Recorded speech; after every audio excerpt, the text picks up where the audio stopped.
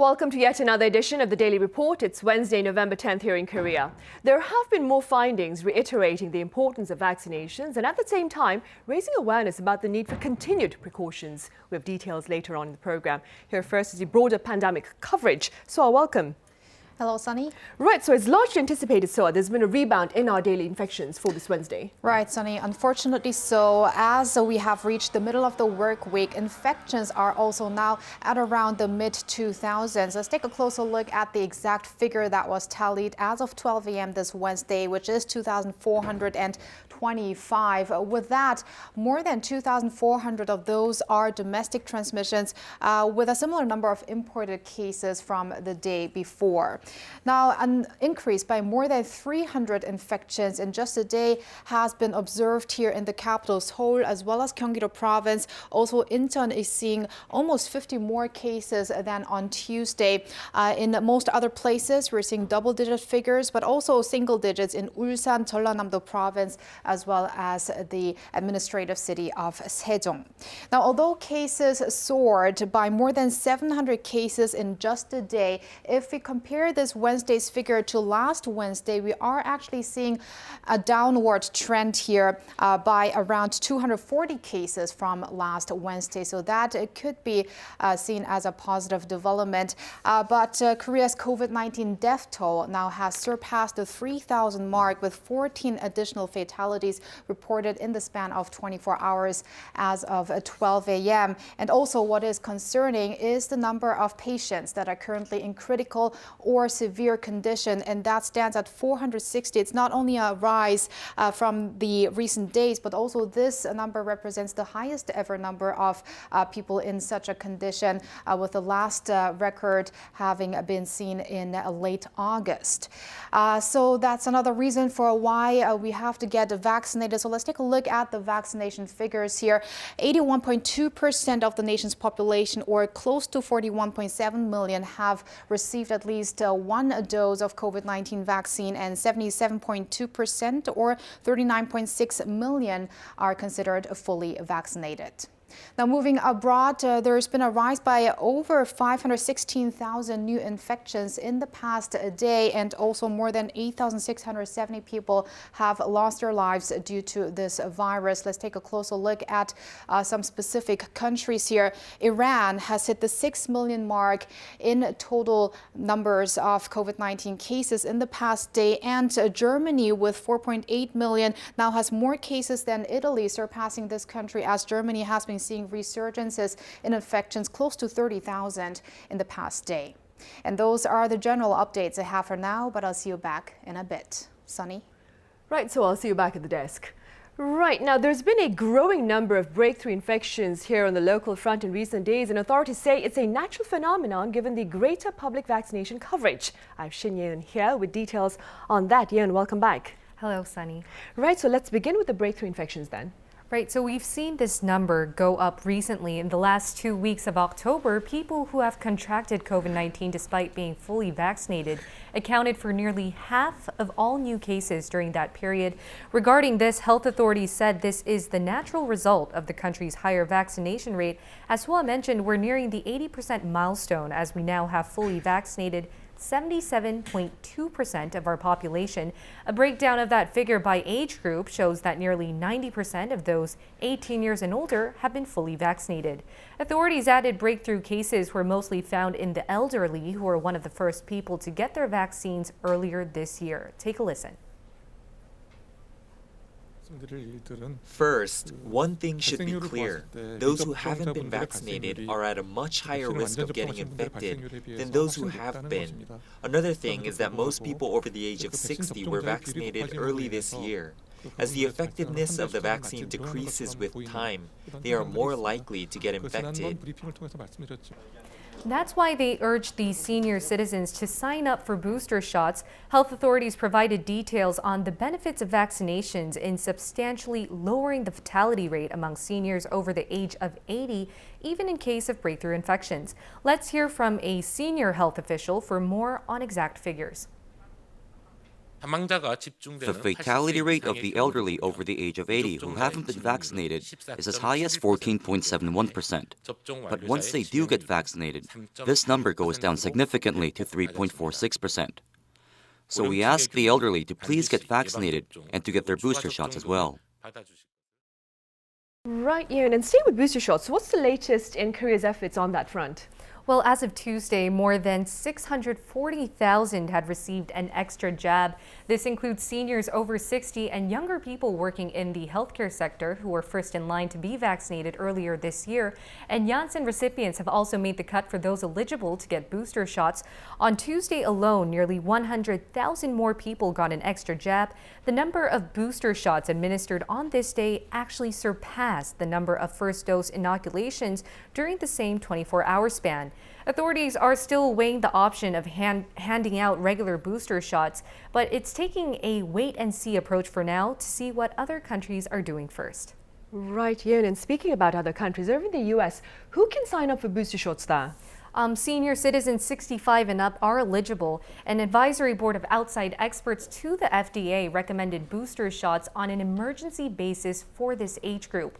On Tuesday local time, the CEO of Pfizer said he expected booster shots to provide effective immunity for about a year. Given this reality, he suggested the possibility that people may need to get an annual booster shot to renew their protection. The New York Times reported that Pfizer had asked federal regulators on the same day to expand authorization of their booster shots to include all adults. They added the FDA is most likely to grant the request before Thanksgiving, which falls on November 25th this year. Right, and Yeon, with global vaccination efforts in full gear, I understand the World Health Body is pointing to a potential shortage in needles necessary to administer these vaccines. That's totally right. The WHO said there might be a shortage of 1 to 2 billion needles needed for COVID-19 vaccinations next year. Around 6.8 billion vaccinations have been administered so far around the world, according to a WHO senior advisor. And this is double the number of routine vaccines which were seen prior to the pandemic, and much more than the world's total manufacturing capacity of 6 billion vaccine syringes. So now more than ever, we need to produce more syringes to keep up with the pace of vaccinations. Right, I see. All right, Ian, as always, thank you very much for that. Thank you. Right, authorities here have addressed the growing number of seriously ill patients, which hit 460 on this Wednesday, as Soa mentioned. And speaking of Soa, she is back here at the desk with details on that, right, Soa? Right, Sunny. So an official at Wednesday's earlier government briefing on the COVID-19 situation acknowledged that this number is on the rise right now, but assured that with the number of people in severe or critical condition at around 400, that medical capacity is being managed in a stable manner, and that around 480 hospital beds remain available right now for patients in such a condition. Also, the fatality rate for COVID-19 stands at 0.78%, unchanged from weeks ago. Now, let's take a listen to an official's remark on what we should consider at this point. According to our analysis, the number of serious and critically ill patients is rising in the aggregate due to the growing number of case counts, rather than a higher rate of serious illnesses and fatalities. We believe the most important factors will be the speed at which the number of serious and critical illnesses may rise, as well as the proportion of unvaccinated people in the total caseload. In line with the concern of rising illnesses and deaths, the Central Disaster and Safety Countermeasure Headquarters on Wednesday has discussed stronger prevention management measures at facilities frequently used by seniors, based on the changes coming from the gradual Living with COVID-19 scheme. That includes the further enforcement of accelerating booster shots from 6 months to 5 months after full vaccination at university hospitals, general hospitals, as well as smaller local hospitals. Weekly PCR tests for medical staff and only employing fully vaccinated new staff is being encouraged. What authorities are discouraging is visitations to medical facilities with doctors to make assessments of inevitable visits, and only in the case the visitor is completely vaccinated. Now, prevention measures are also to be strengthened at senior community centers or welfare facilities where only fully vaccinated or people with negative PCR tests will be permitted to enter. Only vaccinated people are to participate in senior programs at such venues, and eating in large groups in general is banned. Right, I see. And moving forth, I understand the Prime Minister has also addressed the current situation. Right, Sunny. So Prime Minister Kim Boo-kyum, in a remark this morning, mentioned it's been 10 days now since we have transitioned into this first phase of our return to normalcy. On the one hand, he noted that a lot of more citizens are now able to retrieve their precious moments, their regular routines that they had before the pandemic, and also that many businesses and like restaurants and coffee shops are invigorated. Also, there are more people now attending places of worship services at churches, for instance, and also more people at sports games. So there are some positive factors here. But on the other hand, he also expressed his concerns. Let's take a listen. 중환자 및 사망자 수. Several indices are worsening faster than expected, including the number of critically ill patients, fatalities, and the reproduction rate. It's an uneasy situation. For now, our medical capacity is stable, but we cannot rule out a repeat of the critical situation we saw last year, given the rise in gatherings for the year-end, along with seasonal factors. And regarding year-end gatherings, meanwhile, a health ministry official clarified this Wednesday which events are categorized as large-sized events that can be held under the government's current rules. That's either events hosted by public organs, companies, or other legally recognized entities, other formal events, or occasions like weddings, funerals, and first birthday parties. But alumni or club meetings are categorized as social gatherings, meaning the rule of up to 10 in the capital region and up to 12 elsewhere must be followed. Also, at weddings and funerals, the government recommends not to eat if possible. But if eating is included, it needs a certain amount of people that are fully vaccinated. Right. Well, so I have to agree with you. Social gatherings and outings have been on the rise as we transition into a new normal, though. Right, Sunny. And that's easily seen in the increase of movement across the nation, which also Son Young-nae, an official at the earlier briefing, has mentioned. That movement has been going up for 3 consecutive weeks. Also, if we compare the figure to the number of movement in 2019, that's just 4% less movement that we're seeing at this point, which means we are almost at the pre-pandemic level when it comes to such movement. And officials are not criticizing that, though, at this point, but they are welcoming such figures, as the whole gist of the phased return to our normal lives is to revive the economy and let people enjoy their daily lives. But this is also why they are stressing that it's really important to abide by personal hygiene and other measures such as wearing face masks. Right, even if you are vaccinated, of course. All right, so thank you very much for that coverage. My pleasure.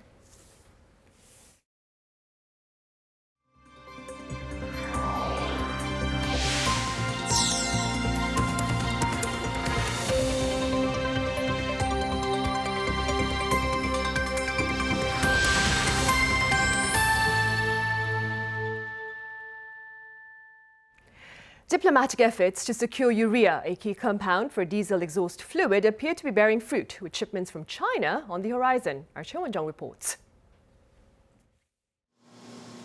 South Korea's efforts to secure more urea look to have been fruitful. Seoul's foreign ministry confirmed Wednesday that a part of some 19,000 tons of chemical that had been being held at China's customs have now completed required checks ahead of being exported. In fact, around 7,000 tons of urea have already been inspected. Once all checks are completed, if the full shipment makes it to South Korea, there will be enough of the key ingredient to make around 56,000 tons of a urea water solution. Considering that between 24 to 27,000 tons are used in Korean vehicles per month, the shipment could potentially supply the country over the 2 months. The ministry added that the breakthrough came as a result of a negotiation between the government and China for quick custom clearance for the urea import. It was also stressed the government will continue to discuss multiple ways of diversifying import channels, Officials have also been negotiating with other countries such as Australia and Vietnam. Meanwhile, the Korean government will hold a cabinet meeting on Thursday to discuss ways to adjust supply-demand measures for urea, which can give direct orders to manufacturers and distributors on how to produce, supply, and sell them. 최원정, 아리랑 뉴스. And Korea's current shortage of diesel exhaust fluid looks to be the first of many similar scenarios. Pundits point out the country is highly dependent on single sources of import for many other key materials, including magnesium. In fact, over the past 10 years, Korea has imported 100% of its magnesium from China. The absence of this material affects the production of cars and chips. Accordingly, market watchers are now calling for prompt efforts to diversify import channels. On a bright note now, the labour market appears to be on a firm recovery path. Findings for the month of October show another expansion in employment. Our Min Soo-kyun has more. South Korea's economy is showing renewed signs of life. Employment figures are up again, and this time it's up by more than 600,000 for the second straight month. Statistics Korea reported that the number of people employed totaled 27.7 million last month, up 2.4% on year. This means that 652,000 new jobs were added compared to October last year. Employment figures have been rising since March, and in fact they've been growing for 8 consecutive months. The agency attributes the steady growth to several factors. Amid social distancing measures, employment in October increased for the 8th straight month. This is largely due to strong exports, the transition to a digital economy, and the base effect from job losses last year. October's gains were reflected across various sectors. Health and social welfare, transport and logistics, and education services all contributed to job growth. But the wholesale and retail sectors still suffered, and so have personal services and art and recreation businesses. This is, of course, due to COVID-19 flare-ups and strict social distancing measures. Meanwhile, the country's unemployment rate fell to 2.8% last month. It's the lowest for any October in 8 years. The economically inactive population also dropped to 16.6 million, down for the 8th consecutive month. Min Soo-kyun, Arirang News. President Moon Jae-in will host a town hall meeting next week that will be carried live by local broadcaster KBS. He'll be joined by some 300 members of the public, both in person and virtually. The meeting will run for 100 minutes starting at 7:10 p.m. on November 21st, that is, local time. Through the talks, President Moon is expected to hold candid discussions with the public under the theme of virus prevention and people's livelihoods. It will be like a town hall meeting. Public participants will be selected by taking into account age, region, and gender. Some 200 people who have been fully vaccinated will join the president in person, while those who have not been vaccinated will take part virtually. Now, questions will be accepted via the KBS homepage. On the international front, a delegation of American lawmakers landed in Taiwan on a surprise visit reportedly arranged by Washington's de facto embassy on the island. Beijing, in response, has denounced the event. Kim Hyo-sun reports.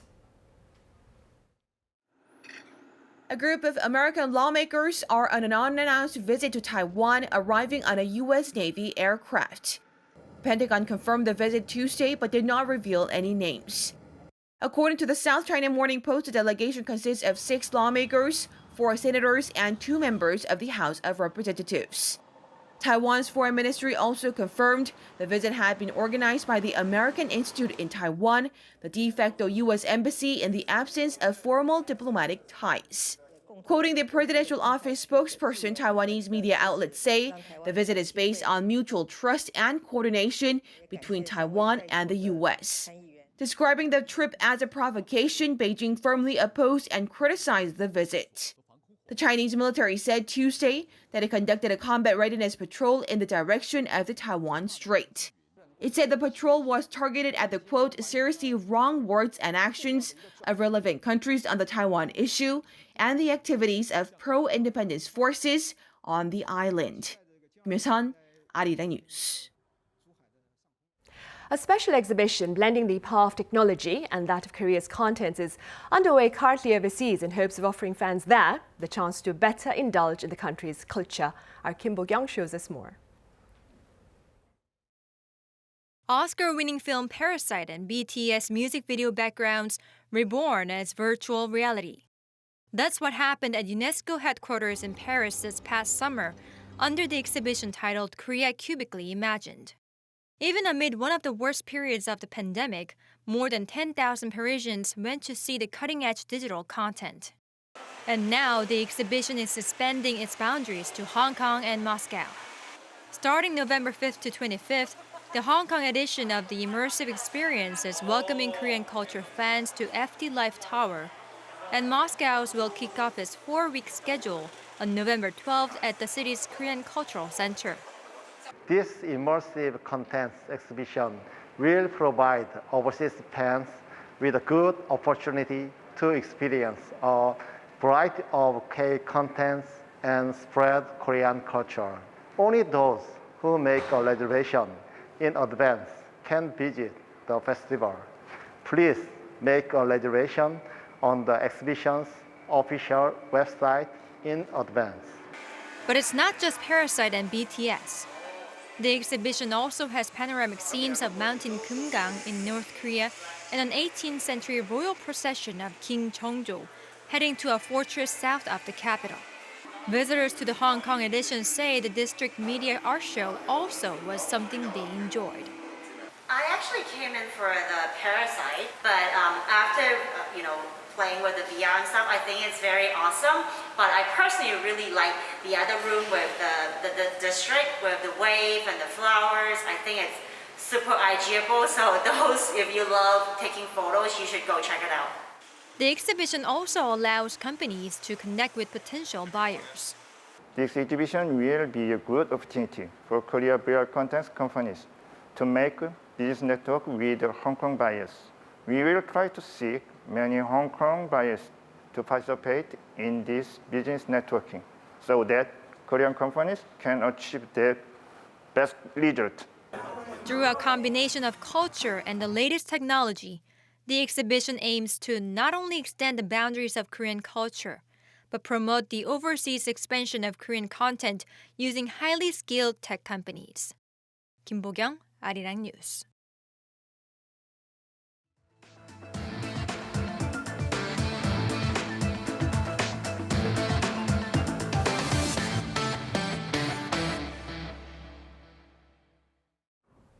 A growing number of young Koreans are choosing to tone their bodies through restrictive eating patterns and tough training regimens, all within a short time frame, to partake in what's been called a body profile photo shoot here in the country. We have more on this trend and its implications in this following report.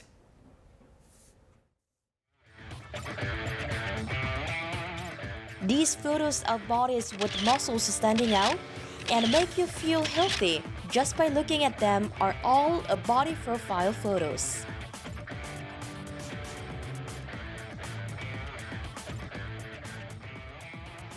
Body profile is a compound word made of body and profile, so it is a photo that people take in order to express themselves with their body.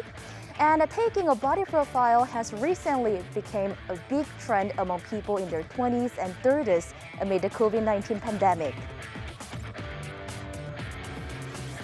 According to search volume statistics, body profile has been looked up nearly 4 times in the span of 2 years compared to 2019, before the COVID-19 pandemic. In fact, the body profile hashtag has over 2.6 million posts on a popular social media channel. However, it takes several months of effort for that one photo. Regular exercise and food intake control is a must to minimize body fat and maximize muscle mass. 운동을 해야겠다 하다가 시작을 하게 된 게 바디 프로필 찍자라는 마음까지 먹게 됐어요. 한번 하는 김에 좀 결과물을 눈으로 직접 보고 싶기도 했고, 또 코로나라서 아무래도 사람들도 잘 못 만나고 하다 보니까 생산성 있는 그런 활동을 하고 싶어서 도전하게 됐습니다. The so-called MZ generation, which refers to millennials and Generation Z, love to express themselves on social media. And in that context, body profile photos have become one of the best ways to do so. 코로나 때문인지도 몰라도 이제 집에서 운동하는 시간이 많아지시고 이렇게 실외 활동을 하시는 분들이 줄어들다 보니까 이왕 운동하면서 바디 프로필까지 한번 작업을 해보자라고 하면서 운동하시는 분들이 많아진 것 같습니다. 자기 스탑! 천천히 다운. 자, 2개만 더 할게요. 자, 그대로 업. The biggest advantage of taking a body profile is that you naturally get to take care of your health by eating well and exercising regularly while preparing for the shooting. Moreover, once the aspired body is complete, it results into self-accomplishment and self-satisfaction. So today, I've learned some intensive workouts. It was quite challenging. However, I do feel much healthier at the same time. But taking body profile do not only have positive aspects, because many people who participate in this challenge have been left with some side effects as well. Yoo Ji-yeon was preparing to become an announcer when she decided to take a photo of her body in November last year. Lost 7 kilograms in 2 months and successfully took a body profile. But the problem came after the body profile challenge.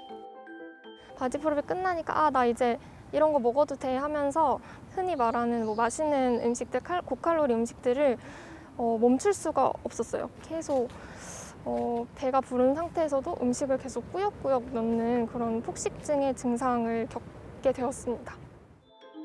Miss Yoo is not the only one who suffered from unexpected side effects after taking a body profile.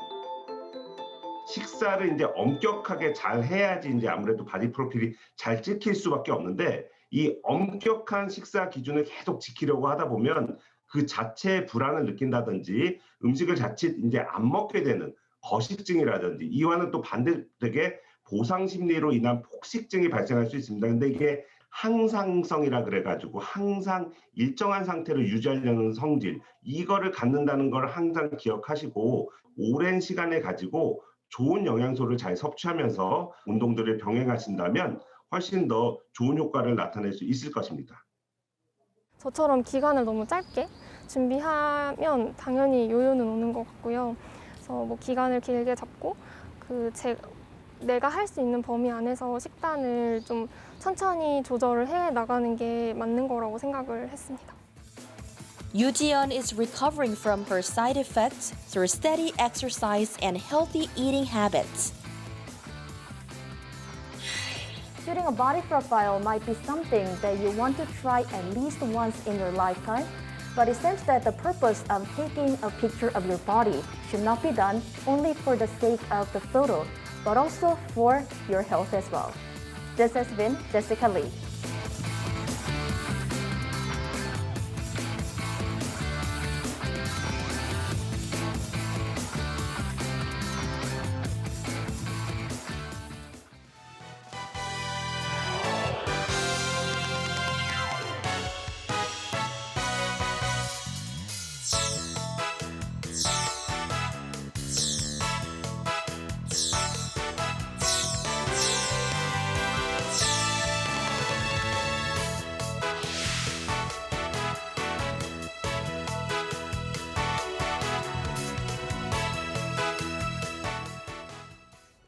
A great part of the success of our transition into a new normal amid COVID-19 depends on the protection offered by vaccines. The finding, though, is that vaccine-induced immunity weakens over time, and today we seek a better understanding, that is, of the options available given this reality. For more, I have Dr. Alice Hyung-Young-Dan from Miss Medi Women's Hospital. Welcome back, Dr. Dan. Thank you for having me. I also have Dr. Kim Sing-taek from Institute Pasteur Korea. It's good to have you back, Dr. Kim. Good afternoon.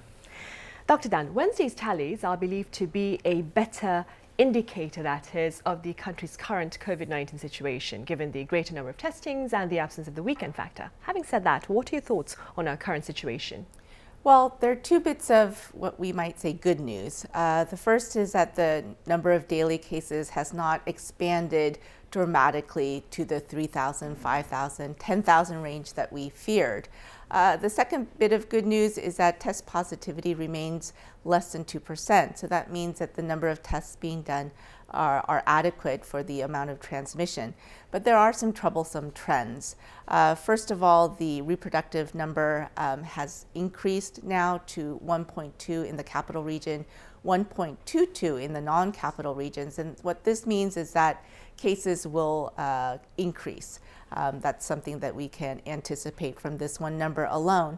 I'm also concerned because the positive cases in people age 60 and older, since November 1st, this number is greater than 6,000. And so this was not surprising this morning when I saw the number of ICU cases at 640. We could anticipate, because there were so many senior citizens getting COVID-19, we would have an increased number of people needing ICU care.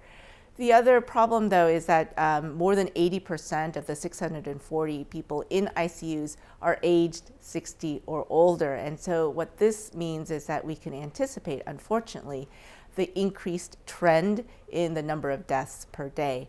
Unfortunately, the number of weekly deaths during the first week of November was more than double the number of weekly deaths over the first week of October. And so, unfortunately, this is something that we may have to brace ourselves for in the near future. Right, because the number of people in severely ill conditions, that has stood in the 300 level for weeks, and then starting this week it rose to 409, 425 and now 460 as of this Wednesday. Right.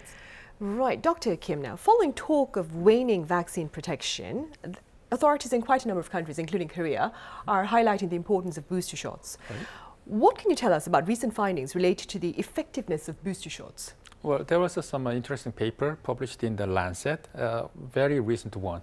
And then actually there was a couple more, just a very similar study conducted in Israel, because Israel actually just the country that conducted sort of just a nationwide booster shot campaign. So even just the Israeli prime minister said that publicly that their country might just supply some data for some large-scale clinical trial. And I think this is just sort of data from those kind of just massive a booster shot campaign.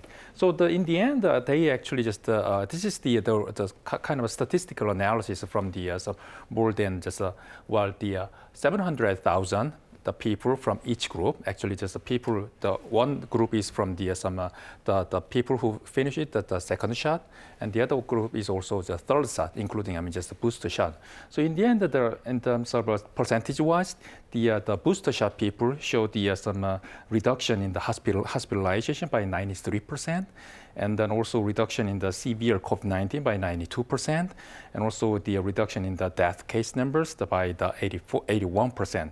But at the same time, we have to actually compare the two groups. Those two groups are well, the authors actually tried to just make the equal. I mean, the kind of just comparable groups. But then it's not really identical, because for the second shot, the vaccinated group, they actually just the group, the people with the finished the second vaccination at least more than 5 months ago.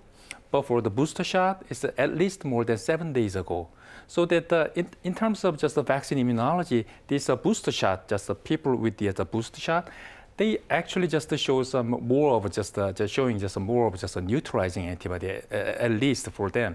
And so this is not really just we cannot compare by in this case side by side. And then this is pretty just well known. And for the efficacy of the booster shot, this is kind of just the issue of just the debate.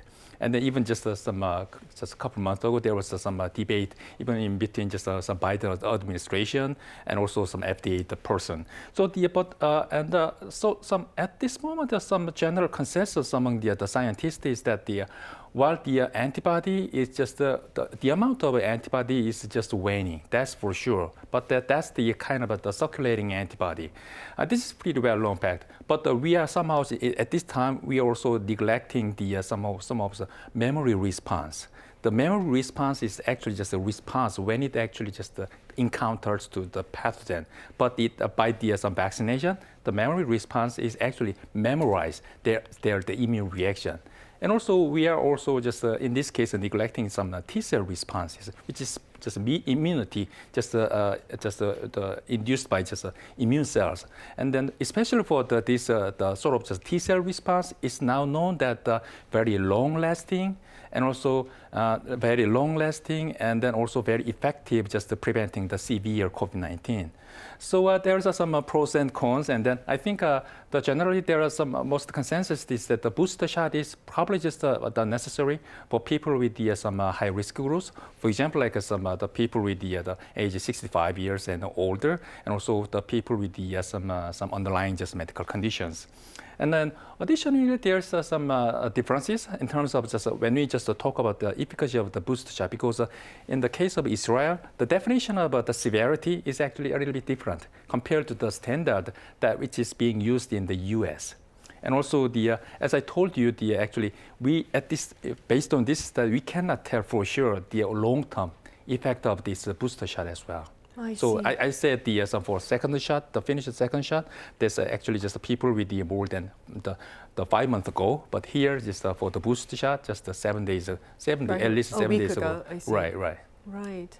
And staying with booster shots, Dr. Dan, there are mixed views with regard to the type of vaccine to be offered as a booster shot, depending on what the initial vaccine was that had been administered on the person. Having said that, do share with us your thoughts on this matter.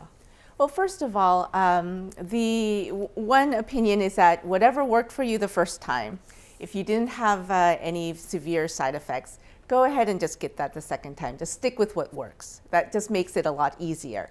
The second issue is heterologous prime boost. In other words, using different vaccines, mix and match for the primary series and then for the booster. There are two major studies looking into the effects of boosters. That's the COMV study in the UK and the mix and match study in the United States. Both studies are still ongoing, but the preliminary results from the mix and match study from the US showed that any combination of the 3 vaccines that are authorized in the US, except for the J&J followed by J&J, any combination actually showed, we say, a post-boost neutralizing geometric mean titer greater than 100. What this means is any combination of prime and boost showed probably efficacy of greater than 90.7%. The highest immune response was actually seen, interestingly, in people who received an mRNA vaccine after the J&J. Also, Johnson & Johnson, the company that makes the Janssen vaccine, they said in their own research that using 2 doses of their vaccine 2 months apart increased vaccine efficacy from 70% to 94%. So we can't really compare the numbers because the way that the research was done was not powered, we say, to allow for direct comparisons. But the conclusion, the bottom line is, whatever vaccine you use as your booster should be good enough. If you had problems with one vaccine, then perhaps you should choose another. Right. Here in Korea, though, those who receive the Janssen vaccine are being encouraged to get an mRNA vaccine, right? Right, and it should work just fine. Right. Now, meanwhile, a recent study published in the Lancet Infectious Diseases shows vaccinated people are just as likely as their unvaccinated counterparts to pass on the Delta variant, especially within household settings. For more, I have Dr. Anika Singanayagam at Imperial College London live on the line. Doctor, welcome to the program. Thank you. Right. Now, Dr. Singanayagam, so you co-led this study that shows the peak viral load within vaccinated people when infected is similar to that of their unvaccinated counterparts, rendering the former just as likely to spread COVID-19, especially within living quarters. Could you tell us a bit more about your study? Yes, so we carried out a study in UK households around the time of the Delta variant transmission. And this was quite a detailed study. It's a labour-intensive study, which is why it's given us some unique information. What we found from the study is the way we carried it out is we recruited cases of COVID-19 in the community. So those are people who present to our contact tracing system with symptoms of COVID-19. And when we identified one of those people, we recruited their contacts, their close contacts, most of these being in households. And we followed those contacts with regular sampling to try to understand who became infected and what happened during the course of their infection, looking at the amount of virus in their nose and throat. And what we found was that in household settings, which is where most of our participants had contacted the case, in household settings, 1 in 4, so 25% of people who were fully vaccinated were catching the infection from the case of COVID-19 in their household. This was a lower rate, fortunately, than unvaccinated people who were exposed in the household. They were catching COVID-19 at a rate of 38%. So although vaccinated people are still at risk of catching it, the risk is somewhat lower than unvaccinated people. The other way that we looked at the information was to what extent are people who are vaccinated able to spread the infection within their household. The way that we did this was to look at that case, the index case we call it, of COVID-19, and how much they were spreading the infection to their household contacts. And we found that in our study, the people who were fully vaccinated caused as many cases in their households as the people who were unvaccinated. The important things to remember when you're thinking about the results of our study is this was carried out in households. Households are special situations where a lot of transmission happens. It's quite easy to get infected from a household contact because you're in such close proximity to them. You share bathrooms, you share kitchens, you're hugging your household contacts frequently. And so, this data is, I would say, we need to remember that it's somewhat specific to households, and any differences in the infectiousness of cases may not necessarily be seen in households that may be apparent in other settings where you're not in such close contact with people. However, as you mentioned, we also looked at the amount of virus in the nose and throat, the viral loads of people, and we tracked that in some detail by taking samples each day from the contacts. And we looked at people infected with the Delta variant, but also the previously circulating variants in the UK, including the Alpha variant and some of the pre-Alpha strains. And we found that the vaccinated people did have similar peak viral loads as unvaccinated people. However, they clear the infection from their nose and throat faster than the unvaccinated people. So the vaccine is, perhaps causing you to have an immune response that helps you to clear the infection quicker. The important thing to remember about that finding is we're looking at using PCR tests, which are, the common way that we test for virus.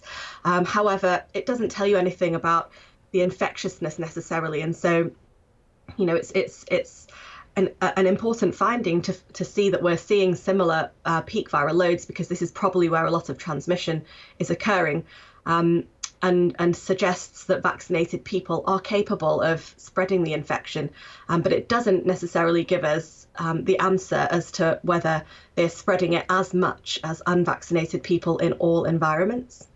Right. That needs more work.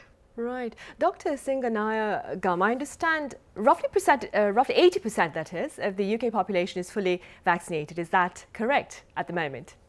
Yeah, I believe so. Right. And yet daily infection numbers remain well above 3,000, 30,000 cases, that is, on a daily basis. How do you explain that reality?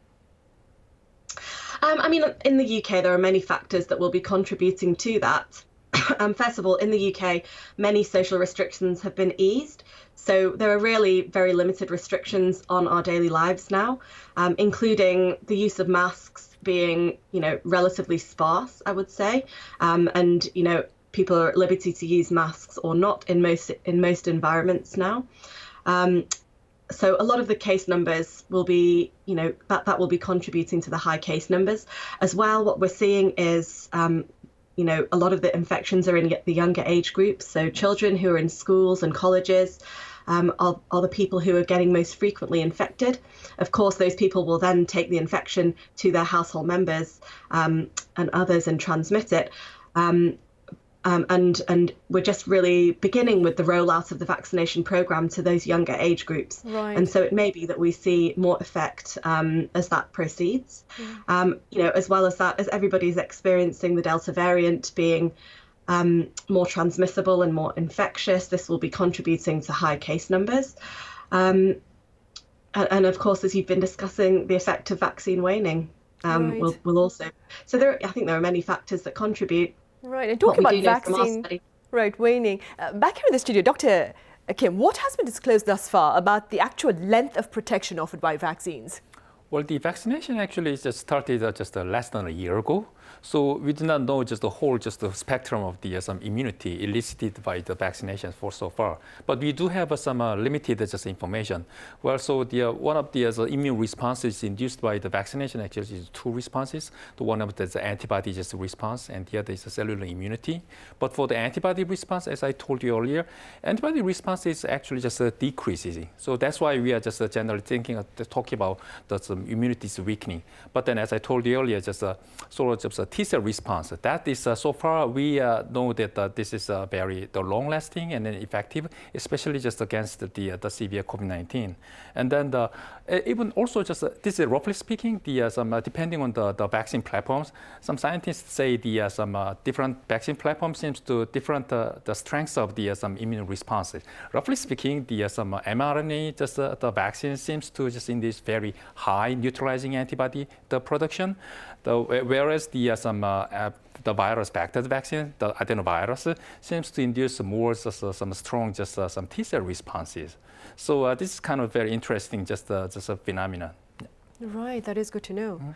Dr. Singanayagam, based on your study then, would it be reasonable perhaps to assume that achieving herd immunity is an unlikely scenario in the case of COVID-19 then? So in our study, we did show evidence that fully vaccinated people can transmit to other fully vaccinated people. And so this means that, achieving that goal of there being adequate vaccination that other people who are unvaccinated, for example, cannot catch the infection will be more difficult. The extent to the level of immunity that vaccination and previous infection will give people that will help to reduce that is, I think, still unclear. However, vaccination and previous infection will contribute to reducing your ability to catch it and to spread it. It's just that thinking about how much vaccination and previous infection is required, or if that's even ever achievable, is something that I think we will learn over time, and that epidemiologists and modelers will be thinking in more detail about. Right. Dr. Dan, what are your thoughts on hopes of ensuring protection of the minority group of unvaccinated people through the greater vaccination coverage of the majority? Well, I think the totality of the information, especially what we heard today, is that we can't just depend on vaccination alone.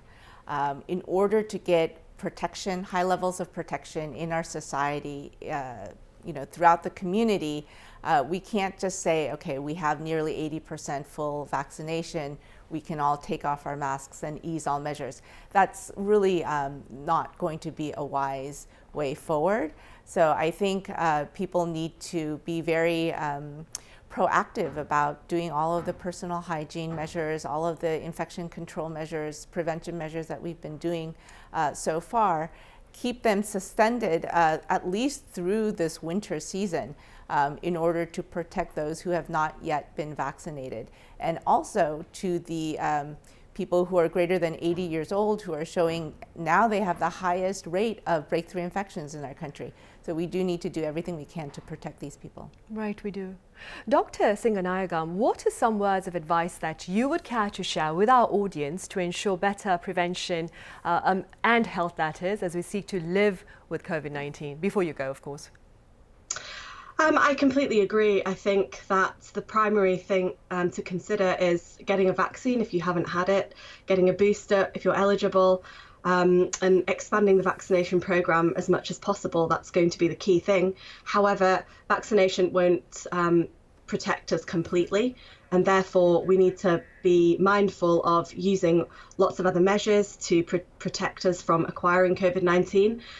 These include things like good ventilation, particularly in enclosed spaces, using masks, washing our hands, and all of the measures that we have been using over the past 18 months. I think that these things will need to continue even going through the winter. Right. All right, Dr. Singanagam, thank you very much for your time and your thoughts.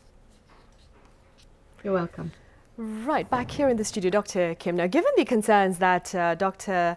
Tan has mentioned regarding the probability that we'll be wearing our masks for a longer time, do you suppose the widespread availability of antiviral pills perhaps will allow us to take our masks off sooner, or perhaps will allow us a step closer to the normal that we once knew? Well, I believe so. And well, actually, all the efficacy and the safety data are just as the announced by some two major pharmaceutical companies. I think it is possible, and then I would just compare those two drugs as the oseltamivir. This is the Tamiflu, therefore the drug used for influenza virus infection.